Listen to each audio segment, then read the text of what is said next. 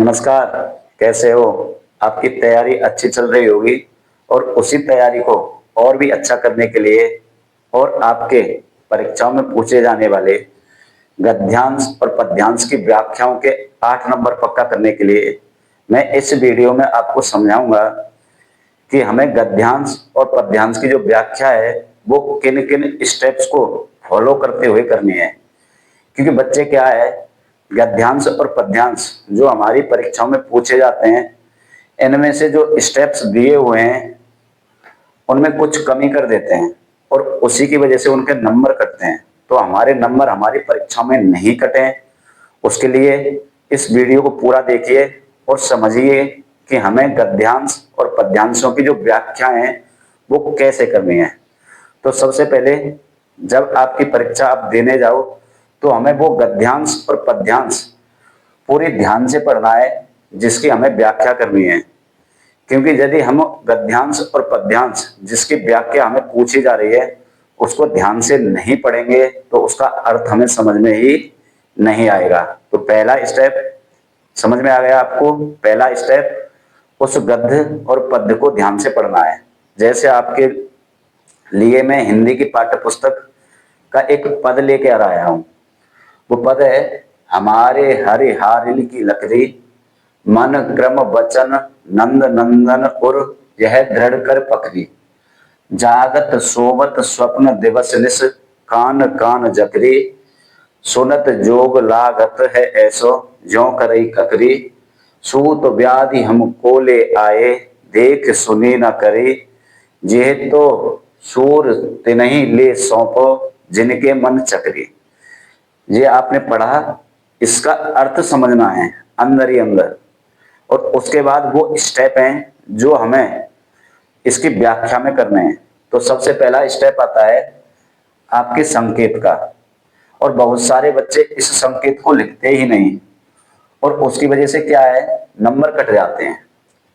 अब ये लिखना जरूरी क्यों है? क्योंकि आपकी परीक्षाएं जब होती हैं तो क्या है, उसमें ऐसे दो पद्यांश आएंगे और वो अथवा में होते हैं।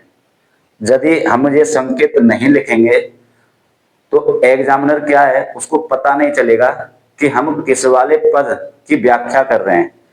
जैसे संकेत में हमें करना क्या है, हमारे हरिहारिल, शुरुआत के 3-4 अक्षर इसके लेने ऊपर से और लास्ट के 3-4 अक्षर जिनके मन चक्री ये लिख देना है और बीच में डैश डैश डैश बना देना है। इससे क्या होगा, जो एग्जामिनर होगा उसको पता चल जाएगा कि बच्चे ने किस वाले पद की व्याख्या की है।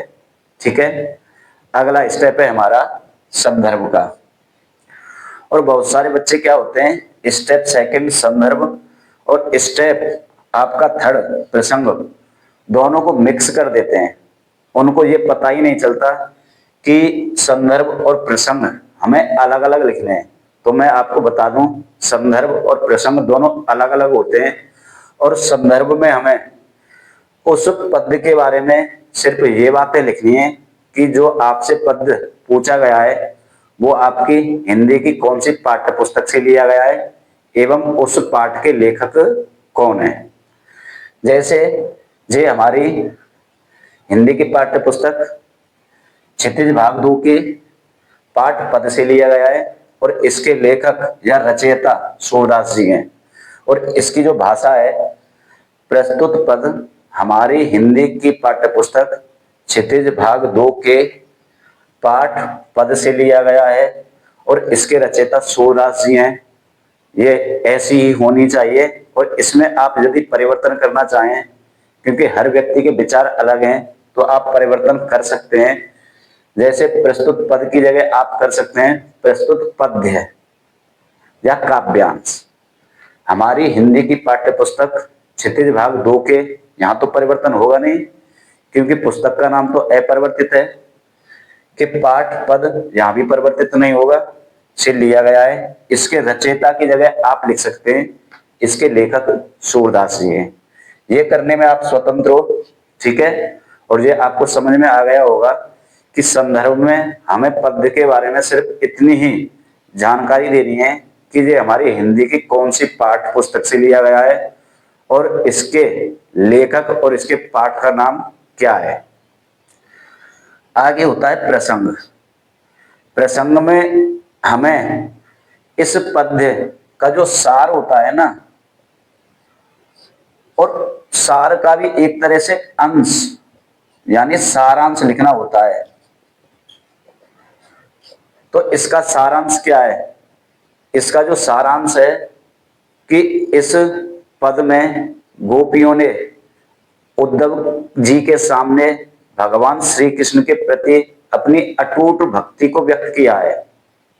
तो इसका जो आप प्रसंग है वो इस तरह से लिखेंगे कि प्रस्तुत पद में कवि ने, कवि की जगह हम यहां लिख सकते हैं सूरदास जी ने श्री कृष्ण के प्रति गोपियों के अटूट प्रेम का वर्णन किया है।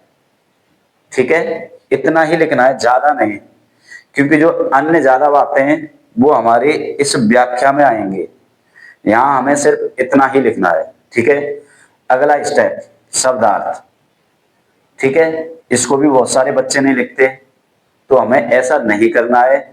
हमें सभी स्टेप्स जो जो होते हैं वो फॉलो करने हैं। अदरवाइज आपने देखा होगा, खुद मैंने पिछले साल पढ़ाया था 10th क्लास में, तो 3 बच्चों के 100 में से 100 नंबर आए थे और एक बच्ची के नंबर आए थे 99। तो मैं ये तो नहीं कह सकता कि 99 वाली बच्ची थी वो कमजोर थी। तो उसका कारण क्या है कि उसका 1 नंबर कटा?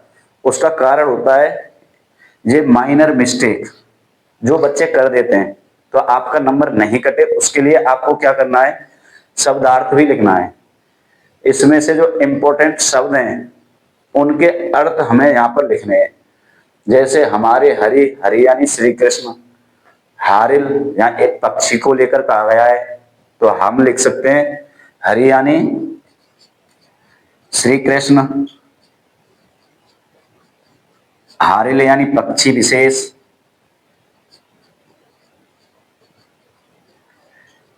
लकड़ी यानी लकड़ी, यानी हर लाइन से 2-2, 3-3 शब्दार्थ हमें लिखने हैं। क्योंकि जब हम ऐसा लिखेंगे तो जो एग्जामिनर है उस पर आपके लिखने के तरीके और आपके व्यक्त करने का तरीके का अलग प्रभाव पड़ता है और वो आपके नंबर नहीं काट पाएगा। और यदि आप लिखने में भी कंजूसी करेंगे स्टेप्स में, तो वो क्या है, आपके नंबर काट ही लेगा, चाहे आप कितना भी अच्छा लिखने की कोशिश करें। अगला स्टेप होता है हमारी व्याख्या, और व्याख्या में हमें इसका पूरा निचोड़ लिखना है, और वो भी विस्तार से और उचित शब्दों के साथ।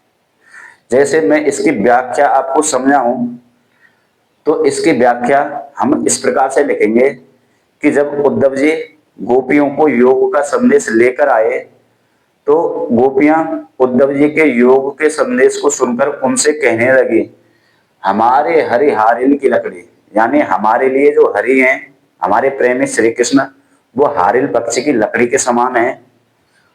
मन क्रम वचन नंद नंदनपुर यह दृढ़ कर पकड़ी। तो वो क्या कह रही हैं कि मन क्रम वचन, मन से, क्रम यानी कर्म से, और वचन यानी वचनों से, नंद नंदन यानी हमने जो हमारे प्रेमी हैं श्री कृष्ण उनको अपने में हृदय में धारण कर रखा है।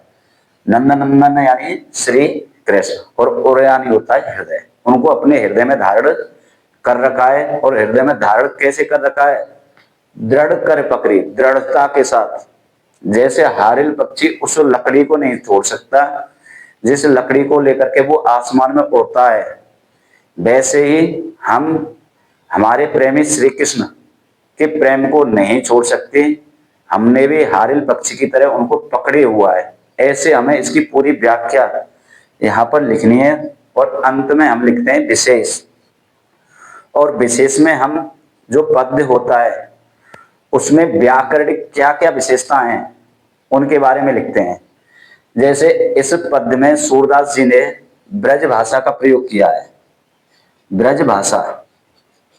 ठीक है, तो हमें यहां पर यह बात लिखनी है विशेष में पॉइंट बना के कि प्रस्तुत पद में सूरदास जी ने ब्रज भाषा का अधिकाधिक प्रयोग किया है।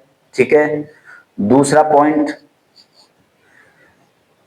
इस पद में जो गोपियां हैं उनकी श्री कृष्ण के प्रति जो आसक्ति है उसको विशेष तौर पर प्रकट किया गया है।